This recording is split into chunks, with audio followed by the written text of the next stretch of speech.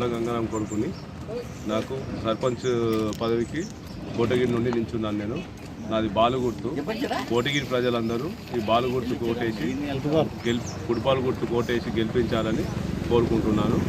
మీరందరూ నాకు కోటేస్తే నేను కోటగిరిని అభివృద్ధి పదంలో నడుపుతానని మీకు మాటిస్తున్నాను.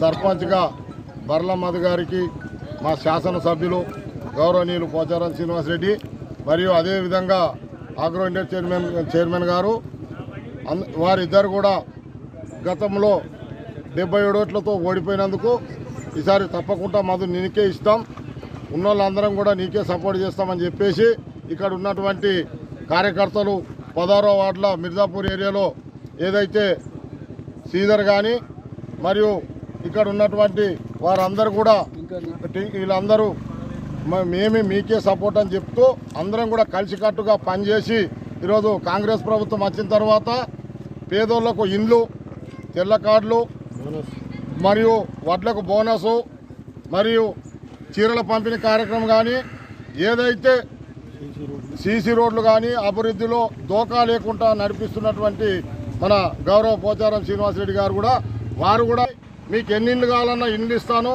తెల్ల కార్డులు ఇస్తా, రోడ్లు కానీ డ్రైనేజ్ కానీ అన్ని విధాల్లో అభివృద్ధి కావాలంటే మధు గారిని బంపర్ మెజారిటీతో గెలిపించి తీసుకురావాలని చెప్పేసి కోటగిరి గ్రామ ప్రజలకు మరియు 16వ వార్డులో ఉన్నటువంటి మిర్జాపూర్ కాలనీ వాసులందరికీ కూడా నా హృదయపూర్వక ధన్యవాదాలు తెలియజేస్తూ అందరి సహకారం అందిస్తూ వారికి గెలిపించాలని మేము ఇప్పుడు 16వ వార్డులో పొద్దున్నుంచి అందరము ఇక్కడ ఉన్నటువంటి భేదాలు లేకుండా ఒకరినొకరు అందరు కలుపుకొని ఇక్కడ ఉన్నటువంటి వార్డు మెంబర్ కానీ సర్పంచ్ కానీ మేము గెలిపించుకుంటామని తప్పక గెలిపించుకుంటామని ఈ అవకాశం ఇచ్చిన మా యొక్క గ్రామస్తులకు మా పెద్దలకు అందరికీ కూడా హృదయపూర్వక ధన్యవాదాలు తెలియజేస్తా ఉన్నాను.